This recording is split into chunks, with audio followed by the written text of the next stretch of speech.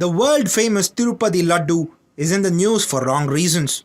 కడాన తిరుమల లడ్డు కూడా నాసి రకం. నాకైతే ఆశ్చర్యం వేస్తుంది. ఎన్ని కంప్లైంట్ చేసినా కడాన వెంకటేశ్వర స్వామి పవిత్రతను దెబ్బతీశారు. ఎన్నోసార్లు చెప్పాం. అక్కడ ఎంత దుర్మార్గంగా ప్రయత్నం చేశారంటే అంత దుర్మార్గంగా ప్రవర్తించారు. కడాన అన్న దానంలో క్వాలిటీ ఆఫ్ ఫుడ్ లేకుండా చేశారు.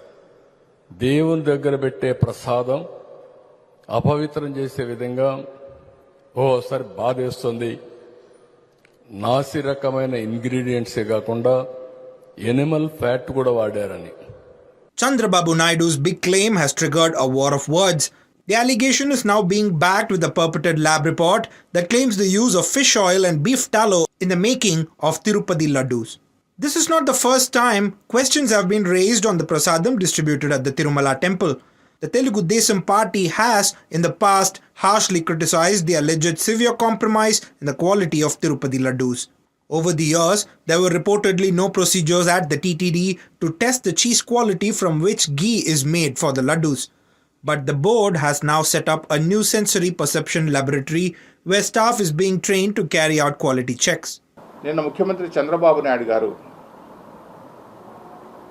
గతంలో లడ్డు నాణ్యత బాగా తగ్గింది.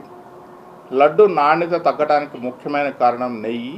ఆ నెయ్యి ఏ నెయ్యి అయితే వాడాలో స్వచ్ఛమైన ఆవు నెయ్యిని మాత్రమే ప్రసాదాల తయారీకి ఉపయోగించాలి అని దిట్టంలో ఉంది, శాస్త్రంలో ఉంది, అది టీడీలో ఉంది. ఆ అనువాయితీని పక్కన పెట్టి జంతువుల నెయ్యితో లడ్డు ప్రసాదాలు తయారు చేశాడని ఒక స్టేట్మెంట్ ఇచ్చాడు. ఇది నిజం. But the YSRCP has denied the allegations.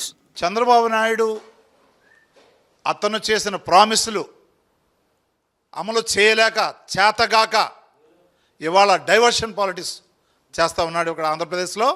ఇది చాలా దుర్మార్గం.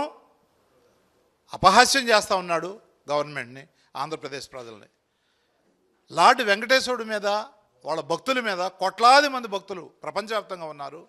వాళ్ళ మనోభావాలు దెబ్బతినే విధంగా మీకు చేతనైతే మంచి చేయండి, ఇంకా బెటర్గా క్వాలిటీ ఏదో అని చెప్తా ఉన్నారు. ఇవాళ ఆ రోజు ఎవరు కూడా దీని మీద మాట్లాడలేదు. When asked, some of the devotees at the Tirumala temple claim that the quality of laddu has gone up in the recent past after the regime change. We came here regularly within year. Every year we come. But this time the laddu prasad is good quality. I think the ingredients, the ghee, they have changed. Amid the raging controversy, the Karnataka Milk Federation said that it has supplied Nandini ghee to the Tirumala Tirupati Devasthanams, which is the governing body of the hill shrine, only after the regime change in the state and not during Jagan government's tenure. The federation issued a statement even though Naidu did not mention its name.